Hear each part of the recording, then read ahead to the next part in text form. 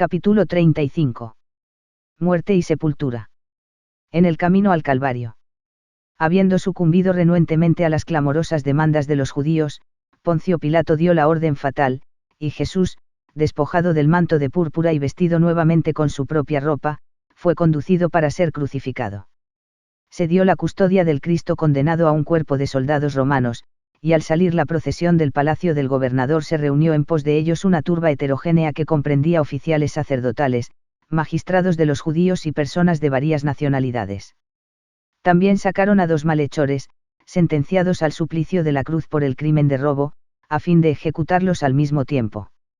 Se trataba de una ejecución triple y la expectativa de presenciar una escena de horror atrajo a los de pensamientos malsanos, aquellos que se deleitan en ver los padecimientos de sus semejantes. Sin embargo, había en la multitud varios dolientes sinceros, como se verá más adelante. Era costumbre de los romanos ejecutar a los reos en medio de la mayor notoriedad posible, por motivo de la errada y antipsicológica suposición de que el espectáculo de un castigo espantoso surtiría un efecto disuasivo. Este errado concepto de la naturaleza humana todavía no ha caído enteramente en desuso. H.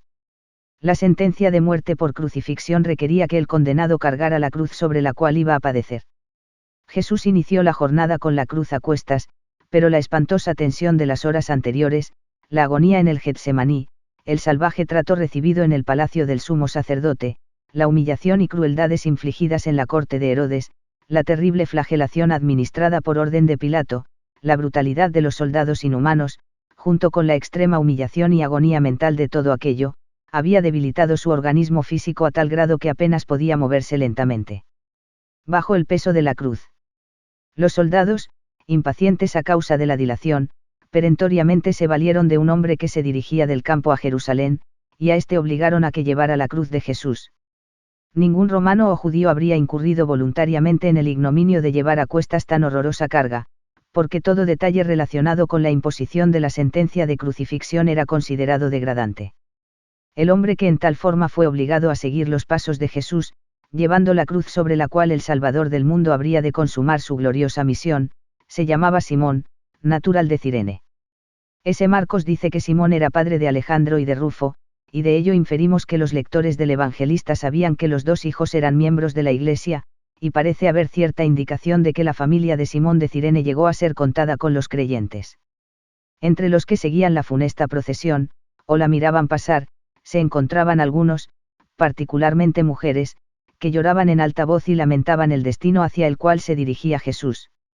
No leemos que un solo hombre haya osado levantar la voz para protestar o compadecerse, pero en esta trágica ocasión, así como en otras oportunidades, las mujeres no tuvieron miedo de expresar en voz alta su conmiseración o alabanza. Jesús había guardado silencio ante la inquisición de los sacerdotes, permanecido callado durante las humillantes mofas del sensual Herodes y sus burdos lacayos, y mudo cuando fue golpeado y abofeteado por los salvajes legionarios de Pilato, pero ahora se volvió a las mujeres, cuyas lamentaciones compasivas llegaron a sus oídos, y pronunció estas sentimentales y portentosas palabras de amonestación y advertencia: hijas de Jerusalén, no lloréis por mí, sino llorad por vosotras mismas y por vuestros hijos. Porque aquí vendrán días en que dirán: bienaventuradas las estériles, y los vientres que no concibieron, y los pechos que no criaron. Entonces comenzarán a decir a los montes: caed sobre nosotros, y a los collados: cubridnos. Porque si en el árbol verde hacen estas cosas, en el seco, ¿qué no se hará? Fue el último testimonio del Señor referente al inminente holocausto de destrucción que sobrevendría a la nación por haber rechazado a 342. Su rey. Aunque la maternidad era la gloria de la vida de toda mujer judía, sin embargo, durante las terribles escenas que muchas de las que entonces lloraban presenciarían, la esterilidad sería considerada una bendición, porque las que no tuvieran hijos tendrían menos muertos que lamentar, y por lo menos no conocerían el horror de ver a su progenie morir de hambre o en alguna forma violenta, porque las condiciones de esa época serían tan terribles, que la gente de buena gana desearía que las montañas les cayeran encima para poner fin a sus padecimientos. Si con el árbol verde, que se hallaba cubierto de las hojas de la libertad y la verdad, y ofrecía el precioso fruto de la vida eterna, los opresores de Israel podían hacer lo que entonces estaban haciendo, que no harían los poderes de la maldad con las ramas marchitas y el tronco seco del judaísmo apóstata. Por las calles de la ciudad, a través de las puertas de los macizos muros, y de allí hasta un lugar fuera de Jerusalén pero contiguo a la ciudad, avanzó el séquito hacia su destino, un sitio llamado Gólgota o Calvario, que significa el lugar de la calavera. La crucifixión. Al llegar al Calvario los crucificador.es oficiales procedieron a llevar a efecto sin más demora la terrible sentencia que se había pronunciado sobre Jesús y los dos criminales. Era costumbre, antes de colocar a los condenados sobre la cruz, ofrecer a cada uno de ellos una bebida narcótica de vino agrio o vinagre mezclado con mirra, y posiblemente otros ingredientes calmantes, con el misericordioso fin de adormecer la sensibilidad de la víctima. No era costumbre romana, pero se permitía para contemporizar con los sentimientos de los judíos. Cuando le fue presentada la copa narcotizada, Jesús la llevó a los labios, pero habiéndose enterado de la naturaleza de su contenido, se negó a beber, mostrando con ello su determinación de hacer frente a la muerte con sus facultades despiertas y su mente despejada. Entonces lo crucificaron sobre la cruz central, y colocaron a uno de los malhechores condenados a su derecha, y el otro a su izquierda. Así se cumplió la visión de Isaías, de que el Mesías fue contado con los pecadores. Son bien pocos los detalles que tenemos de la crucifixión. Sin embargo, sabemos que nuestro Señor fue clavado sobre la cruz, y que los clavos traspasaron sus manos y sus pies de acuerdo con el método romano, y no atado solamente con cuerdas como se acostumbraba a infligir esta forma de castigo entre otras naciones. La crucifixión era a la vez la más prolongada y dolorosa de todas las formas de ejecución. La víctima vivía en un tormento cada vez mayor que generalmente duraba muchas horas, a veces días. Los clavos tan cruelmente hincados en las manos y en los pies penetraban y desgarraban nervios sensibles y delicados tendones, y sin embargo, no producían una herida mortal. El anhelado alivio de la muerte resultaba del agotamiento causado por el intenso e incesante dolor y la consiguiente inflamación y congestión local de los órganos, debido a la postura tirante e innatural del cuerpo. Mientras los crucificadores efectuaban su cruel tarea, y no del todo improbable, con mucha brusquedad e injurias, pues al fin y al cabo su oficio era matar, y por haberlo hecho tantas veces se habían tornado insensibles hacia el dolor, el atormentado sufridor, sin ningún rencor, antes lleno de piedad por la inhumanidad y crueldad de sus verdugos, pronunció la primera de las 7 afirmaciones que habló desde la cruz. Con el espíritu de misericordia divina, oró: Padre, perdónalos, porque no saben lo que hacen. No queramos fijarle límites a la misericordia del Señor, debe bastarnos el hecho de que se puede extender a todos los que en cualquier grado justificadamente puedan merecer esa bendita dádiva. Es significativa la forma en que se expresó esta misericordiosa bendición. Si el Señor hubiese dicho: yo os perdono, pudiera haberse entendido que su benigno perdón era sencillamente la remisión de la cruel ofensa cometida contra su persona, por ser él quien padecía el tormento de una sentencia injusta, pero la invocación del perdón del Padre fue una súplica a favor de aquellos que habían causado la angustia y la muerte del bien amado Hijo del Padre, el Salvador y Redentor del mundo. Moisés perdonó a María la ofensa que ella cometió contra él como hermano, pero solo Dios 343. Pudo remitir el castigo y quitar la lepra que vino sobre ella por haber hablado contra el sumo sacerdote de Jehová. Parece que de acuerdo con los reglamentos romanos, la ropa que llevaba puesta el condenado al tiempo de su ejecución llegaba a ser propiedad o botín de los verdugos. Los 4 soldados que tenían a su cargo la cruz sobre la cual el Señor padecía se repartieron sus vestidos entre sí, y quedaba su túnica, prenda de buena calidad, de una sola pieza sin costura. Si la partían, la echarían a perder, de modo que los soldados echaron suertes para determinar a quién pertenecería, y en esta circunstancia los autores evangélicos vieron el cumplimiento de las palabras del salmista: partieron entre sí mis vestidos, y sobre mi ropa echaron suertes. Por órdenes de Pilato se preparó un título o inscripción que se fijó sobre la cruz, arriba de la cabeza de Jesús, de acuerdo con la costumbre de revelar el nombre del crucificado y la naturaleza de la ofensa por la cual se le había condenado a muerte. En este caso se escribió el título en 3 idiomas, griego, latín y hebreo, uno o más de los cuales entendería todo el que pudiera leer. La inscripción de referencia decía: este es Jesús, el Rey de los Judíos, o según la versión dada por Juan, Jesús Nazareno, Rey de los Judíos. Muchos leyeron la inscripción, porque el Calvario no quedaba lejos del camino real, e indudablemente en esta ocasión festiva eran numerosos los que pasaban por allí. Surgieron algunos comentarios, porque si se interpretaba literalmente, la inscripción constituía una declaración oficial de que Jesús crucificado era de hecho el Rey de los Judíos. Cuando se llamó la atención de los principales sacerdotes a esta circunstancia, turbados en extremo se dirigieron al gobernador diciendo, no escribas, rey de los judíos, sino, que él dijo, soy rey de los judíos.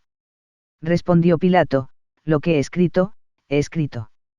La orden de Pilato de escribir en esa forma el título, y su brusca negación de permitir que fuera alterado pudo haber sido una afrenta intencional dirigida a los oficiales judíos que lo habían obligado, contra su criterio y voluntad, a condenar a Jesús. Sin embargo, es posible que la conducta del sumiso prisionero y su afirmación de ser un rey superior a todos los reyes de la tierra impresionaron la mente, cuando no el corazón del gobernador pagano, con una convicción de la singular superioridad de Cristo y su derecho inherente al dominio, pero cualquiera que haya sido el propósito de la manera en que se escribió, la inscripción descuella en la historia como testimonio de la consideración de un pagano, comparada con el cruel desprecio de su rey por parte de Israel. Los soldados que tenían el deber de vigilar las cruces, hasta que la muerte lentamente librara a los crucificados de su tormento cada vez mayor, bromeaban entre sí e injuriaban al Cristo, bebiendo a su salud sus copas de vino agrio en son de burla trágica.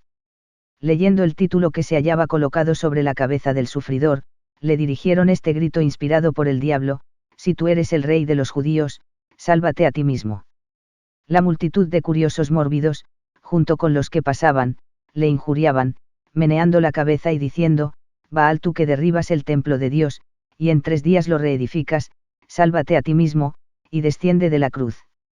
Pero lo peor de todo fue que los principales sacerdotes y escribas, los ancianos del pueblo, los irreverentes miembros del Sanedrín se convirtieron en cabecillas de la turba inhumana que, deleitándose del mal ajeno, insultaban y gritaban, a otros salvó, a sí mismo no se puede salvar, si es el rey de Israel, descienda ahora de la cruz, y creeremos en él. Confió en Dios, líbrele ahora si le quiere, porque ha dicho, soy hijo de Dios uno.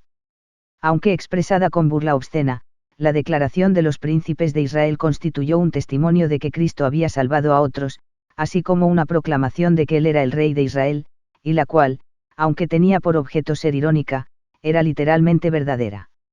Los 2 malhechores, desde sus cruces respectivas, tomaron parte en el escarnio general y crujían sus dientes contra él. Uno de ellos, en medio de la desesperación consiguiente a la muerte que se aproximaba, repitió los vituperios de los sacerdotes y la multitud, si tú eres el Cristo, sálvate a ti mismo y a nosotros. La nota predominante de todos los escarnios y vituperios, obscenidad y burlas que fueron dirigidos contra el paciente y sumiso Cristo mientras colgaba, levantado sobre la cruz, como el anuncio que acontecería marca registrada fue el horrendo sí que los emisarios del diablo lanzaban contra él en la hora de su agonía mortal, así como en la hora de las tentaciones que padeció después de su bautismo, el propio 344. Demonio lo había hostigado insidiosamente en forma semejante. Este sí constituía el último dardo de Satanás, con sus filousas púas y doblemente ponzoñoso, que volaba hacia su víctima como si fuera con el aterrador silbido de una culebra. ¿Sería posible? En esta etapa final, y la más crítica de la misión de Cristo, hacerlo dudar de su divina categoría de hijo, o malográndose esto, provocar al Salvador agonizante a que usara sus poderes sobrehumanos para su alivio personal, o ejecutar un acto de venganza sobre sus verdugos. El esfuerzo desesperado de Satanás tenía por objeto lograr tal victoria. El dardo no acertó en el blanco. En medio de burlas y vituperios, y no obstante los blasfemos desafíos e incitaciones diabólicas, el Cristo moribundo permaneció callado. Entonces, uno de los ladrones crucificados, movido a la penitencia por el valor resignado del Salvador, y reconociendo en la conducta del divino sufridor algo más que humano, reprendió a su compañero injurioso, diciendo, ni aun temes tú a Dios, estando en la misma condenación. Nosotros, a la verdad, justamente padecemos, porque recibimos lo que merecieron nuestros hechos, mas este ningún mal hizo. La confesión de su pecado y su admisión de la justicia de su propia condenación resultaron en un arrepentimiento incipiente y la fe en el Señor Jesús que padecía a su lado. Y dijo a Jesús, acuérdate de mí cuando vengas en tu reino. El Señor contestó esta súplica penitente con una promesa que solamente él podía entender, de cierto te digo que hoy estarás conmigo en el paraíso. Entre los que presenciaban esta tragedia, la mayor de todas en la historia del mundo, se hallaban algunos que habían venido llenos de tristeza y compasión. No se hace mención de la presencia de ninguno de los 12, salvo el discípulo a quien amaba Jesús, Juan el apóstol, evangelista y revelador, pero sí se ha escrito en forma particular de ciertas mujeres que, primero desde lejos y luego al pie de la cruz, lloraban con la angustia del amor y la tristeza. Leemos que, estaban junto a la cruz de Jesús su madre, y la hermana de su madre, María mujer de Cleofas, y María Magdalena. Además de las mujeres nombradas, se hallaban muchas otras, varias de las cuales habían prestado algún servicio a Jesús en el curso de sus labores en Galilea, y eran de las que también habían subido con él a Jerusalén. Desde el punto de vista de consideración, la primera entre todas ellas era María la madre de Jesús, en cuya alma se había enclavado la espada, tal como lo había profetizado Simeón el justo. Jesús, mirando con tierna compasión a su madre que lloraba junto a Juan al pie de la cruz, la encomendó al cuidado y protección del discípulo amado, con estas palabras: mujer, he ahí tu hijo. Y a Juan: he ahí tu madre. El discípulo tiernamente condujo a la acongojada María del lado de su hijo moribundo y la recibió en su casa, y en esa forma asumió inmediatamente la nueva relación que su maestro agonizante había establecido. Jesús fue clavado sobre la cruz antes del mediodía de ese fatídico viernes, probablemente entre las 9:10 de la mañana. Al mediodía se opacó la luz del sol, y una densa niebla se extendió por todo el país. La tenebrosa obscuridad continuó durante un periodo de 3 horas. La ciencia no ha podido explicar satisfactoriamente este notable fenómeno. No pudo haber sido por causa de un eclipse solar, como se ha sugerido ignorantemente, porque era época de luna llena. Por cierto, el primer plenilunio después del equinoccio primaveral determinaba en qué día caería la Pascua. La obscuridad fue el resultado de una milagrosa operación de las leyes naturales bajo el dominio de un poder divino. Fue una señal adecuada de la profunda lamentación de la tierra por la muerte inminente de su Creador. Los escritores evangélicos reverentemente pasan por alto la agonía mortal que padeció el Señor mientras estuvo sobre la cruz. A la hora de nona, o sea como a las 3 de la tarde, sobrepujando la más angustiosa exclamación de sufrimiento físico, se oyó de la cruz central un fuerte grito que hirió la espantosa obscuridad. Era la voz de Cristo que decía: Eli Eli, lama sabactani. Esto es: Dios mío, ¿por qué me has desamparado? ¿Qué mente humana podrá sondar el significado de esa terrible exclamación?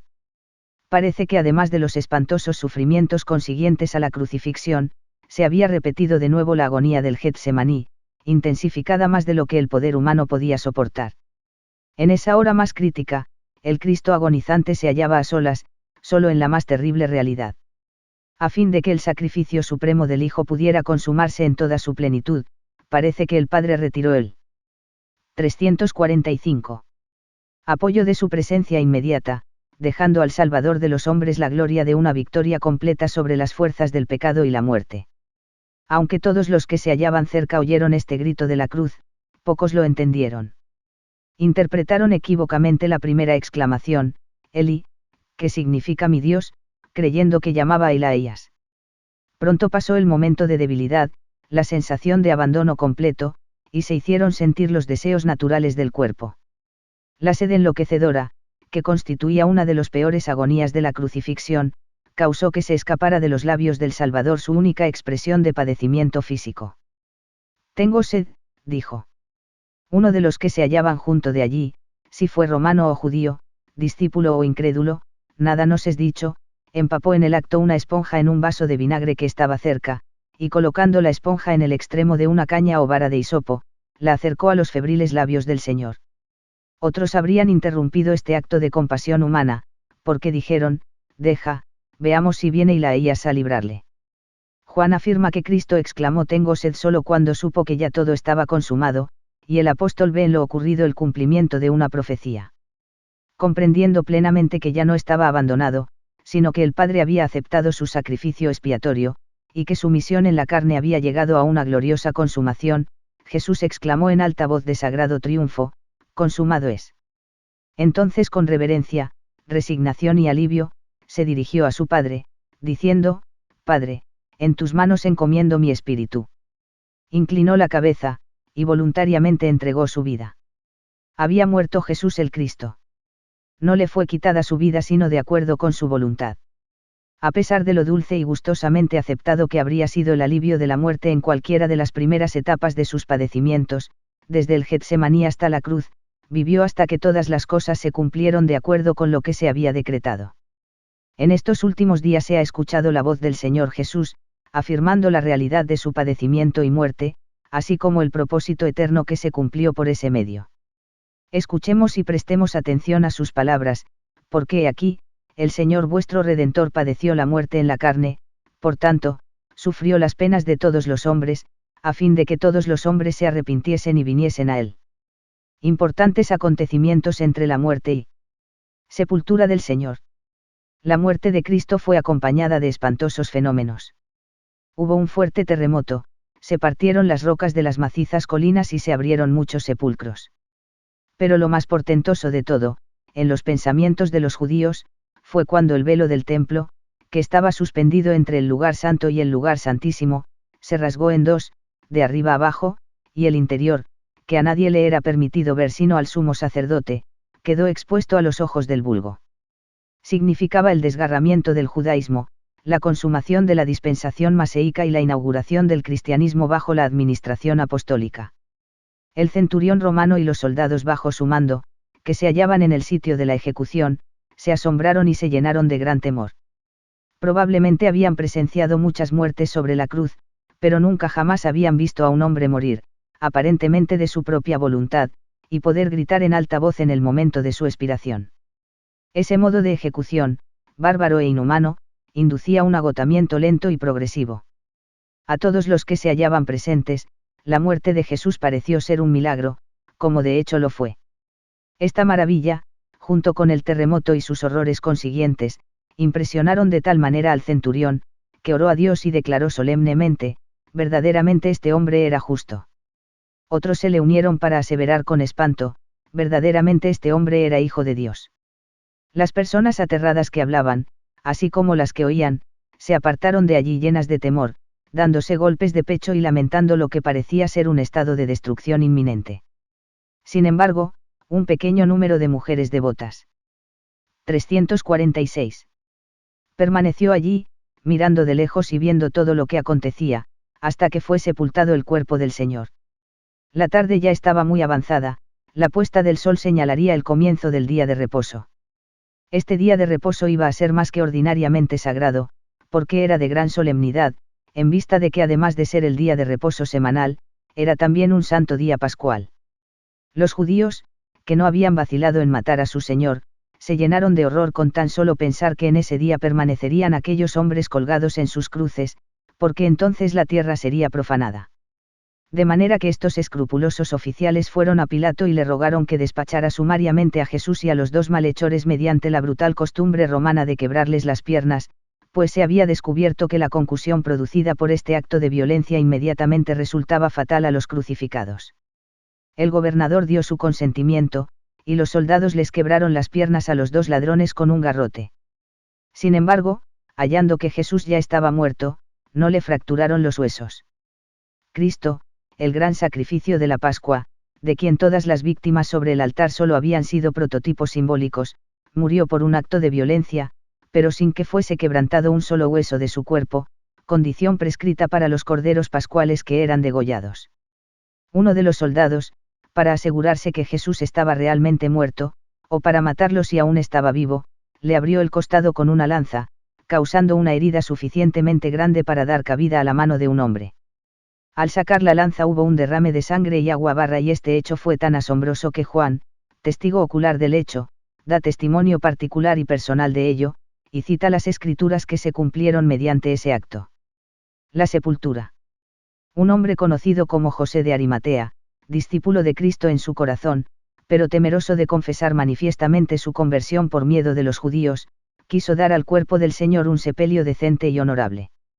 De no haber sido por alguna intervención divinamente orientada como esta, el cuerpo de Jesús pudo haber sido echado en el sepulcro común de los criminales ejecutados. Este José era miembro del concilio, varón bueno y justo.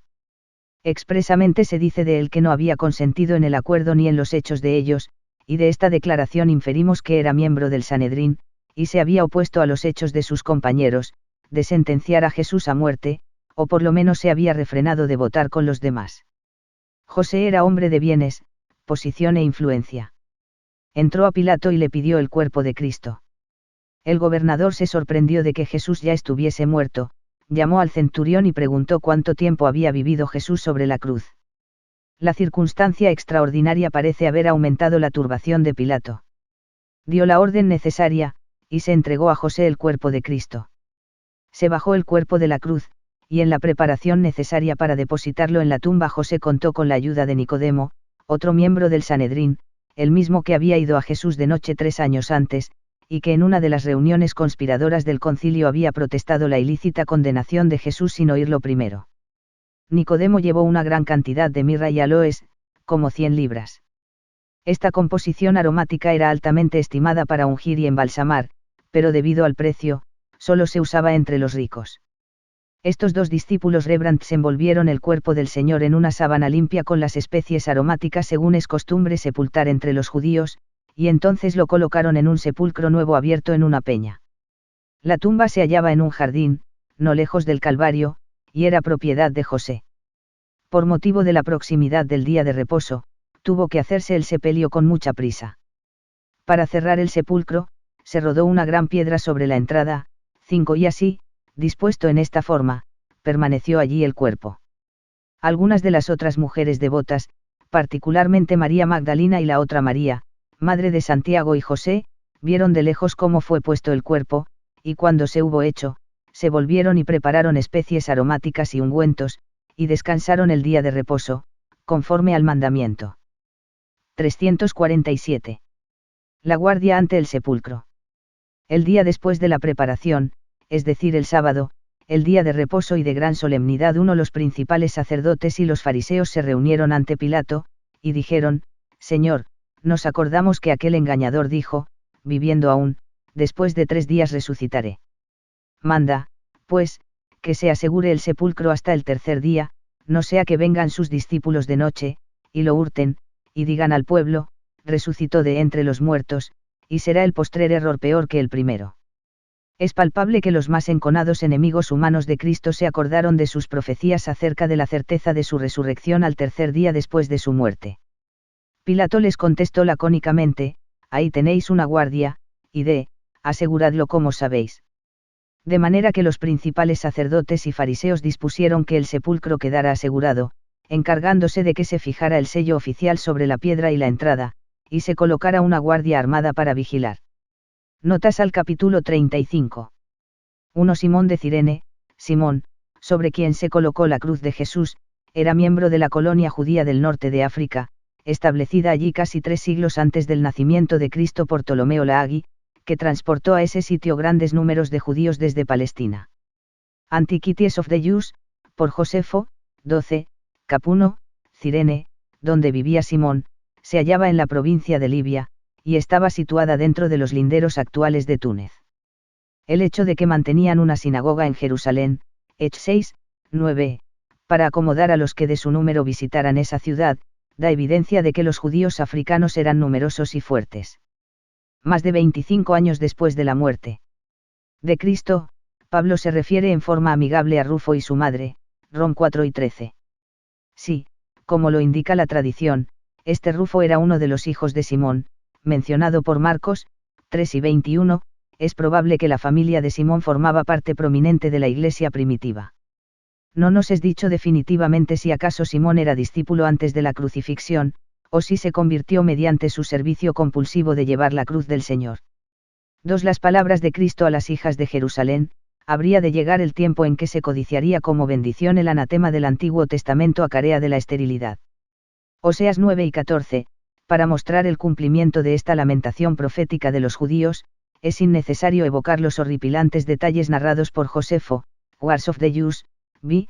3, 4, por ejemplo, cuando una madre enloquecida asó a su propio hijo, y con espantosa burla guardó la mitad de aquella horrible comida para los asesinos que diariamente irrumpían en su casa para robarle el escaso alimento que le quedaba, ni ninguno de los demás hechos, narrados por el historiador, que ocurrieron durante el último sitio de Jerusalén, y demasiado repugnantes para repetir innecesariamente.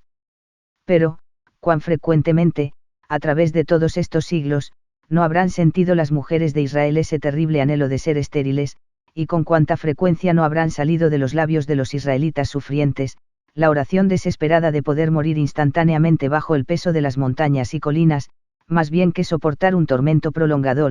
Oseas 10, 8, a pesar de todo esto, sin embargo, las palabras de referencia también pronosticaban un futuro más terrible todavía, Apo 6 y 10. Porque si Israel había aplicado la llama a su árbol verde, cuán terriblemente no ardería el juicio divino entre la leña seca de un pueblo apóstata y rebelde, que de esa manera había entregado a su divino rey, y pronunciado su propia sentencia sobre sí mismo al pronunciarla sobre él. Life and Times of Jesus de Misaía, por Edersheim, tomo 2, página 538. Concerniente a la oración de que las montañas los aplastaran y cubrieran, Farrar, Life of Christ, página 645 nota, dice, estas palabras de Cristo tuvieron un cumplimiento dolorosamente literal cuando centenares de infelices judíos se ocultaron en los más obscuros y viles escondites subterráneos durante el sitio de Jerusalén, y cuando aparte de los que eran descubiertos, no menos de 2000 murieron. 348. Sepultados bajo las ruinas de sus escondites. Puede estar reservado un cumplimiento todavía futuro. Consúltese Wars of the Jews, por Josefo, B. 9, 4. Véase también Os. 9, 12-16, 10, 8, Isa. 2 y 10, compárese con Apo. 6 y 16. 3. El lugar de la calavera. El nombre Gólgota de origen arameo y hebreo, el vocablo griego cranion, y el latín calvaría o la forma castellanizada calvario, tienen el mismo significado de calavera. Quizás se le dio ese nombre por alusión a ciertos rasgos topográficos, así como nosotros hablamos de las cejas de un cerro, o si el sitio se empleaba usualmente para las ejecuciones, pudo habérsele dado ese nombre expresivo de la muerte, así como nosotros decimos que una calavera es símbolo de la muerte. Es probable que los cuerpos de los reos ejecutados quedaban sepultados cerca del sitio donde eran ajusticiados, y si el Gólgota o Calvario era el lugar señalado para las ejecuciones, no sería extraño encontrar allí calaveras y otros huesos humanos, desenterrados por las fieras, los elementos u otras causas, aunque era contrario a las leyes y sentimientos judíos dejar sin sepultar los cuerpos o cualquier parte de ellos. El origen del nombre es de tan poca importancia como lo son las muchas suposiciones divergentes respecto de su sitio preciso. 4. Crucifixión, unánimemente se le consideraba la manera más horrible de morir. Entre los romanos la degradación era también parte de la inflicción, y cuando se aplicaba esta pena a un hombre libre, se hacía únicamente al tratarse de los criminales más viles. El reo llevaba su propia cruz, por lo menos parte de ella. De ahí el uso figurado de las frases tomar o llevar uno su cruz, que significa soportar padecimientos, aflicción o vergüenza, como el criminal que se dirige al sitio de su crucifixión. Mateo 10 y 38, 4 y 24, Lucas 2 y 27, etc. El lugar de la ejecución quedaba fuera de la ciudad, 1 Re 9 y 13, Ech 7 y 58, Geb 1 y 12, frecuentemente cerca de un camino público u otro punto conspicuo. Al llegar al sitio de la ejecución se desnudaba al reo, y su ropa pasaba a ser propiedad de sus verdugos. Mateo 27, 35, enseguida, se introducía la cruz en la tierra, de modo que los pies del condenado quedaran a unos 30 o 60 centímetros del suelo, y entonces era colgado sobre ella, o si no, era extendido sobre la cruz primero y entonces alzado con ella. Se acostumbraba a estacionar soldados para que vigilaran la cruz, y de ese modo evitar que se quitara de ella al reo mientras todavía estaba vivo. Era necesario hacer esto por motivo de la lentitud con que sobrevenía la muerte, pues en algunas ocasiones no llegaba ni aun después de 3 días, y finalmente resultaba del entumecimiento e inanición graduales. De no ser por esa guardia, los reos podían ser quitados de la cruz y restaurados, como efectivamente sucedió con un amigo de Josefo. En la mayor parte de los casos se permitía que el cuerpo se descompusiera sobre la cruz mediante los efectos naturales del sol y la lluvia, o que lo devoraran las aves y las bestias. Por lo general, se prohibía que fuesen sepultados, pero como consecuencia de lo prescrito en Deuteronomio 9 y 22, 23, se hacía una excepción nacional en favor de los judíos. Mateo 27, 58, felizmente el emperador Constantino abolió esta maldita y terrible forma de castigo. Bible Dictionary de Smith. 5. La inscripción de Pilato, el rey de los judíos. No. Hay 2 de los escritores evangélicos que estén de acuerdo sobre las palabras del título o inscripción que se colocó en la cruz, sobre la cabeza de Jesús, por orden de Pilato, Sin embargo, el significado es el mismo en todas, y las variaciones insubstanciales son evidencia de la libertad individual de los autores. Es probable que realmente haya habido diferencia en las versiones trilingües. La versión de Juan es la que se acepta en las abreviaturas que comúnmente se usan con relación a las figuras católicas romanas de Cristo, a saber, JNRJ. Y en vista de que antiguamente la I se usaba como equivalente de la J, el título leería INRI, o sea, Iesus Nazarenus Rex Judaeorum, Jesús Nazareno, Rey de los Judíos. 6. Las mujeres al pie de la cruz. No todos los evangelistas están de acuerdo en el número de mujeres que estuvieron presentes, pero la mayor parte de los críticos modernos sostienen que fueron 4. Dumme lo comenta Juan 7 y 25 de esta manera: su madre, la hermana de su madre, es decir, Salomé, madre del evangelista Juan, María, mujer de Cleofas, y María Magdalena. 7. La hora de la crucifixión, s. Marcos, 3 y 25, dice, era la hora tercera cuando le crucificaron, y la hora de referencia corresponde a las 9 o 10 de la mañana. Este autor, junto con sus compañeros, Mateo y Lucas, citan muchos incidentes que se verificaron entre el momento que Cristo 349 fue clavado sobre la cruz y la hora sexta, o sea del mediodía hasta la 1 de la tarde.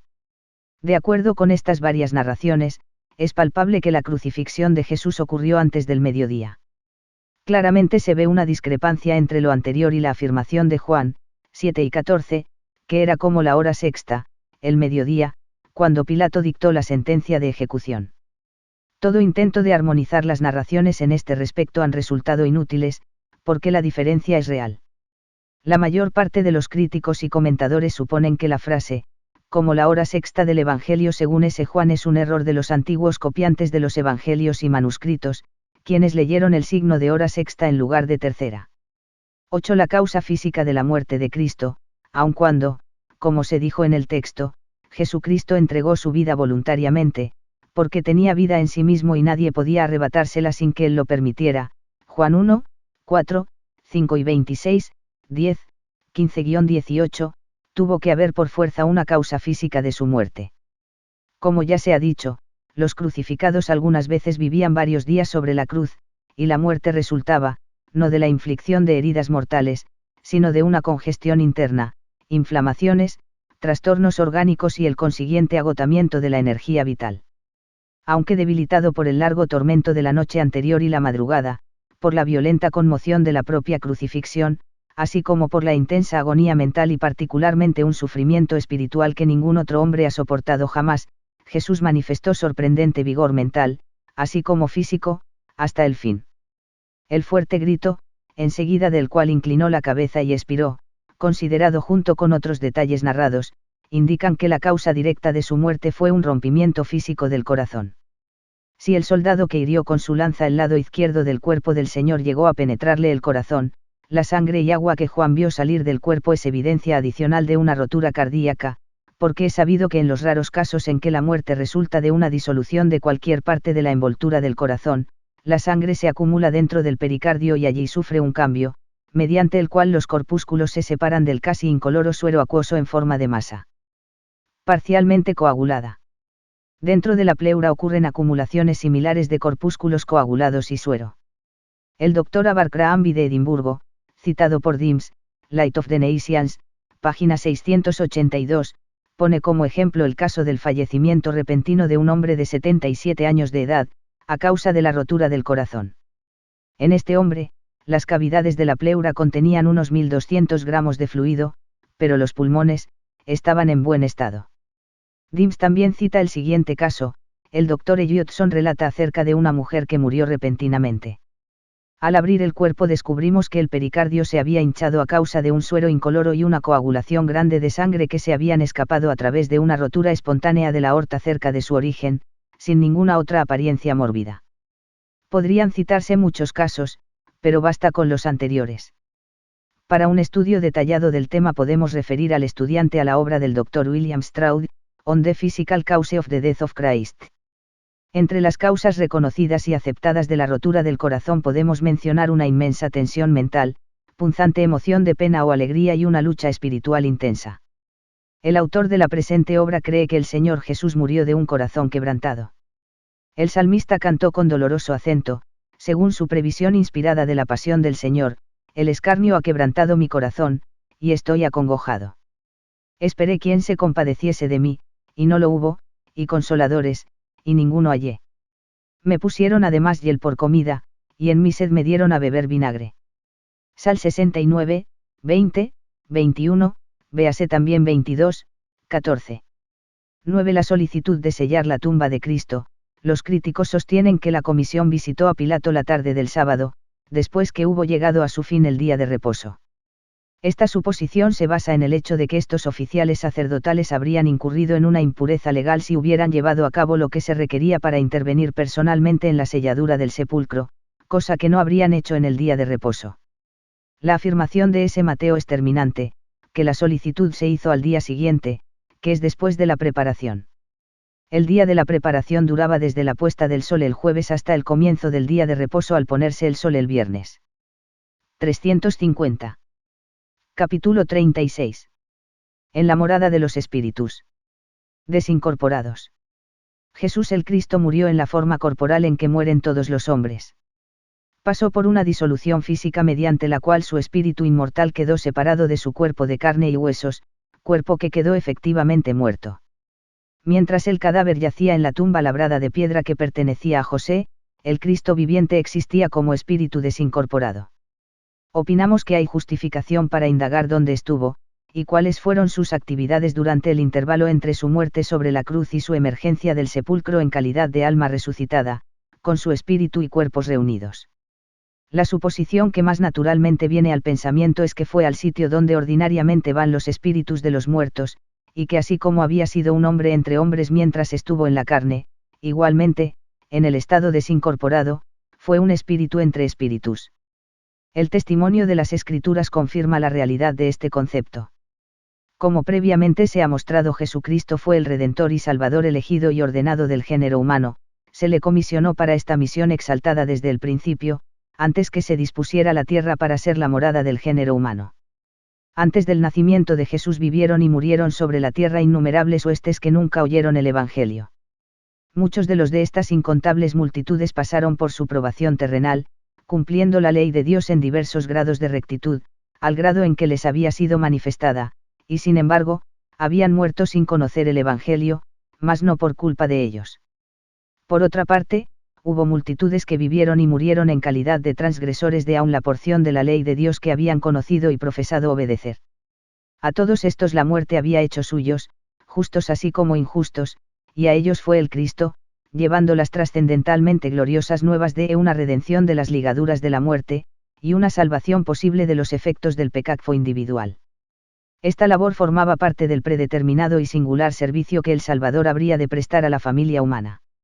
La exclamación divina de triunfo que el Señor profirió sobre la cruz, consumado es, significó el cumplimiento de su misión en el estado terrenal, pero todavía le quedaba por efectuar otro ministerio antes de volver a su Padre. Ahí penitente transgresor crucificado a su lado, que reverentemente pidió que el Señor se acordara de él cuando viniera en su reino, Cristo prometió esta seguridad consoladora: de cierto te digo que hoy estarás conmigo en el paraíso.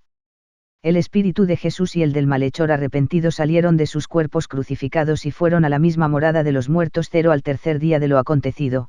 Jesús, ahora un ser resucitado, declaró en forma positiva a María Magdalena, a quien encontró llorando: aún no he subido a mi Padre. Había estado en el paraíso, pero no en el lugar donde Dios mora. De manera que el paraíso no es el cielo, si por esta palabra entendemos la morada del Eterno Padre y sus hijos glorificados. El paraíso es un lugar donde los espíritus justos y arrepentidos permanecen entre la muerte corporal y la resurrección. Para aquellos seres desincorporados que llevaron vidas de iniquidad, y permanecen impenitentes aún después de la muerte, se ha reservado otra división en ese mundo de espíritus.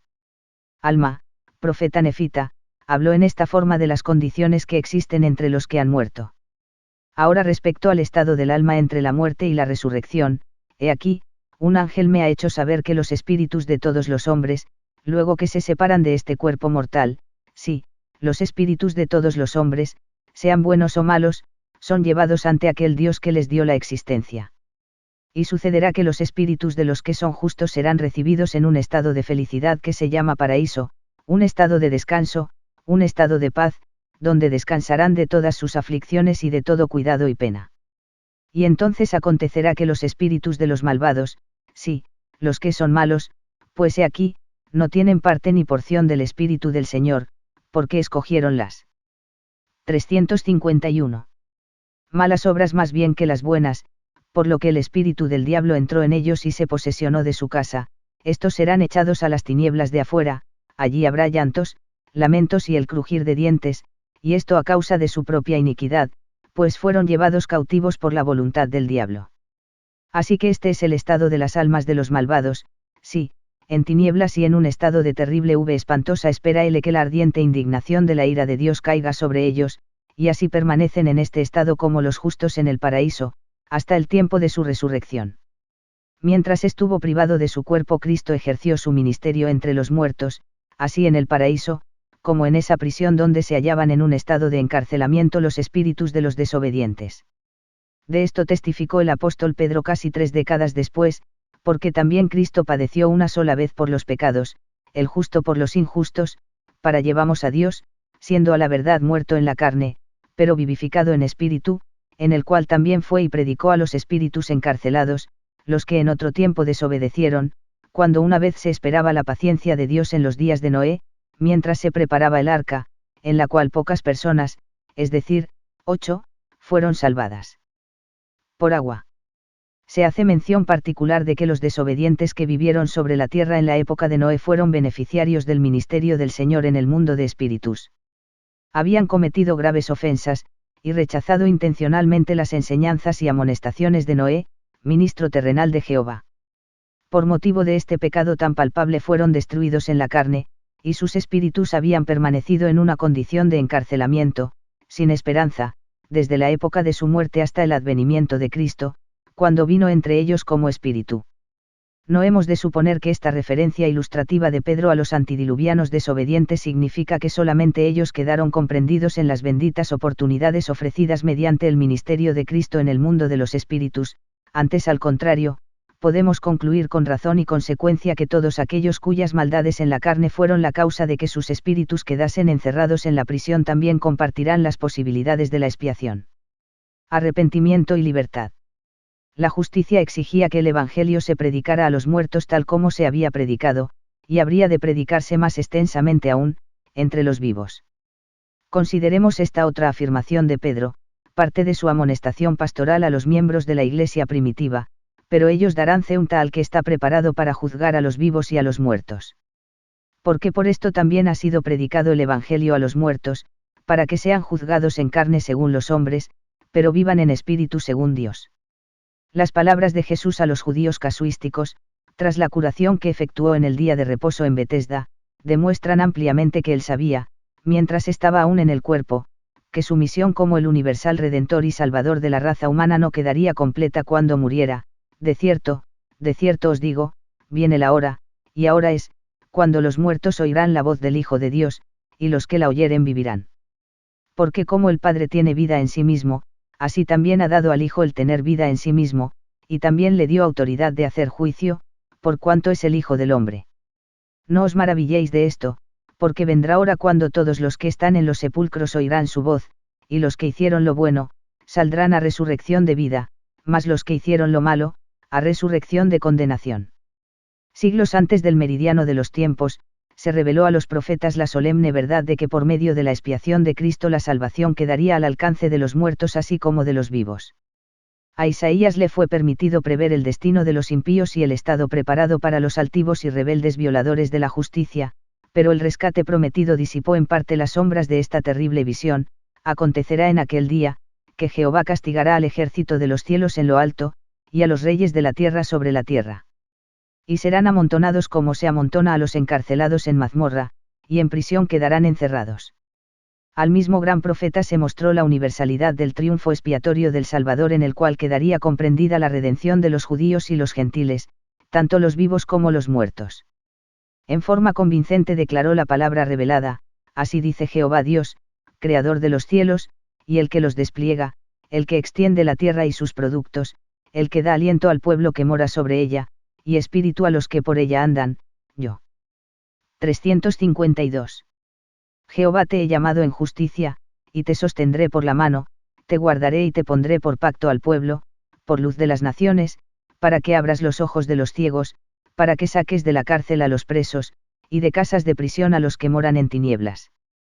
Cantando alabanzas al Redentor, cuyo dominio habría de extenderse aún hasta las almas en el infierno, David exclamó gozoso ante esta esperanza de rescate, se alegró por tanto mi corazón, y se gozó mi alma, mi carne también reposará confiadamente, porque no dejarás mi alma en el Seol, ni permitirás que tu santo vea corrupción.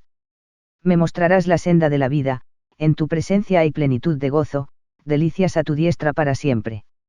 Estos y otros pasajes de las Escrituras hacen constar que se predijo y se cumplió el ministerio de Cristo entre los espíritus desincorporados. En el hecho de que se predicó el Evangelio a los muertos necesariamente está subentendida la posibilidad de que éstos puedan aceptarlo y aprovechar las oportunidades salvadoras que les ofrece. En lo que respecta a las ordenanzas esenciales para la salvación, el Señor Todopoderoso, en su misericordiosa providencia, ha dispuesto que los vivos obren en forma vicaria a favor de los muertos, y así, todos aquellos que en el mundo de los espíritus acepten la palabra de Dios al serles predicada, y desarrollen una fe verdadera en Jesucristo como el único Salvador, y contritamente se arrepientan de sus transgresiones, recibirán la eficacia salvadora del bautismo en el agua para la remisión de pecados, así como el bautismo del Espíritu, o sea la otorgación del Espíritu Santo. El apóstol Pablo citó el principio y la práctica del bautismo de los vivos a favor de los muertos como evidencia de la realidad de la resurrección, de otro modo, ¿qué harán los que se bautizan por los muertos, si en ninguna manera los muertos resucitan? ¿Por qué, pues, se bautizan por los muertos? La muerte no puede abrogar el libre albedrío que es la divina primogenitura de toda alma humana. Solo al grado que los espíritus de los muertos se arrepientan y sean fieles, podrán beneficiarse del servicio vicario hecho a favor de ellos en la tierra. Cristo inauguró la obra misional entre los muertos, habrá quien pueda dudar que ha sido continuada por sus siervos autorizados después que han muerto, los cuales mientras vivieron en carne recibieron, mediante la ordenación del sacerdocio, la comisión para predicar el Evangelio y administrar sus ordenanzas. El hecho de que los fieles apóstoles, a quienes se autorizó para que edificaran la Iglesia sobre la tierra después de la partida de su fundador divino, y que otros ministros de la palabra de Dios, ordenados con la autoridad del sacerdocio en la Iglesia primitiva así como en la de los postreros días, han continuado su obra ministerial entre los espíritus desincorporados después de sus labores entre los seres mortales, se halla tan plenamente indicado en las Escrituras, que se puede aceptar como realidad. Se les ha llamado a que sigan los pasos del Maestro, ministrando aquí entre los vivos y más allá entre los muertos. El triunfo de la muerte y el pecado logrado por Cristo quedaría incompleto si únicamente surtiera su efecto en la pequeña minoría que ha escuchado, aceptado y obedecido el Evangelio de salvación en la carne. El cumplimiento de las leyes y ordenanzas del Evangelio es esencial para la salvación. En ninguna parte de las Escrituras se hace una distinción entre los vivos y los muertos en este respecto. Los muertos son aquellos que han vivido en carne sobre la tierra, los vivientes son los mortales que aún tienen que pasar por el cambio decretado que llamamos muerte. Todos son hijos del mismo Padre, todos serán juzgados, y recompensados o castigados por la misma justicia infalible, con la misma interposición de misericordia benigna. El sacrificio expiatorio de Cristo se ofrendó, no solo por los pocos que vivían sobre la tierra mientras él estuvo en la carne, ni por aquellos que habrían de nacer después de su muerte, sino por todos los habitantes de la tierra, los pasados, presentes y futuros. Su Padre lo ordenó para ser el juez de vivos y muertos. 11 Señor, así de los que viven como de los que han muerto. 0 Aunque el hombre así los distingue, todos se hallarán en la misma posición ante él, y no habrá más que una sola clase porque todos viven en el mientras su cuerpo reposó en la tumba. Cristo obró activamente para dar mayor cumplimiento a los propósitos del Padre, ofreciendo el don de salvación a los muertos en el paraíso así como en el infierno. 353. Notas al capítulo 36. 1. Paraíso. Las Escrituras indican que en el día del juicio final todo hombre, en su cuerpo resucitado, comparecerá ante el tribunal de Dios, sin consideración a su estado de justicia o culpabilidad. Mientras esperan la resurrección, los espíritus desincorporados se hallan en un estado intermedio de felicidad y descanso, o de sufrimiento e incertidumbre, de acuerdo con el curso que hayan preferido seguir en su estado carnal. El profeta Jacob, 2 Nefi 9 y 13, indica que el paraíso es la morada de los espíritus justos entre el tiempo de su muerte y resurrección. Lo mismo declaró un profeta posterior llamado Nefi, 4 Nefi 14, y también Moroni, Moroni 10 y 34, además de Alma, cuyas palabras se citan en el texto. Alma 40, 12-14, las escrituras del Nuevo Testamento tienen un significado análogo, Lucas 11 y 43, 2 Sioar 12, 4, Apo. 2, 7, la palabra paraíso, derivada del persa a través del griego, significa un lugar placentero o un sitio de solaz tranquilo. Véase artículos de fe, por el autor, página 575, los términos Hades y Seol significan para muchos el lugar donde van los espíritus de los muertos, tanto los consignados al paraíso como al lugar de encarcelamiento. Otros entienden que se refiere únicamente a la morada de los inicuos que se hallan separados del paraíso donde se encuentran los justos. La suposición de que la graciosa promesa de Cristo al pecador arrepentido sobre la cruz constituyó una remisión de los pecados de ese hombre y un pasaporte al cielo, se opone por completo a la letra y el espíritu de las Escrituras, la razón y la justicia. La creencia en la eficacia de las declaraciones de fe y confesiones en el lecho de muerte, si se basa en el suceso de referencia, descansa sobre un fundamento extremadamente inestable. El malhechor crucificado manifestó no solo fe, sino arrepentimiento. La bendición que recibió le prometió que ese día escucharía el Evangelio predicado en el paraíso, y la aceptación o rechazamiento de la palabra de vida dependería del ejercicio de su libre albedrío. La condición de obedecer las leyes y ordenanzas del Evangelio, como paso esencial para la salvación, ni se repudió, suspendió o reemplazó en su caso. 2. Las escrituras que se refieren a la vista de Cristo entre los espíritus encarcelados, las palabras de Pedro, 1 Pedro 3, 18-20, previamente citadas en el texto, porque también Cristo padeció una sola vez por los pecados, el justo por los injustos, para llevarnos a Dios, siendo a la verdad muerto en la carne, pero vivificado en espíritu, en el cual también fue y predicó a los espíritus encarcelados, expresan el concepto verdadero de que Cristo fue vivificado, es decir, pudo ser activo en su propio estado espiritual, mientras su cuerpo yacía inerte y realmente muerto, y que en su espíritu fue y predicó a los espíritus desobedientes. También indica que el ministerio de nuestro Señor en bien de los muertos se efectuó en el intervalo entre su muerte y resurrección.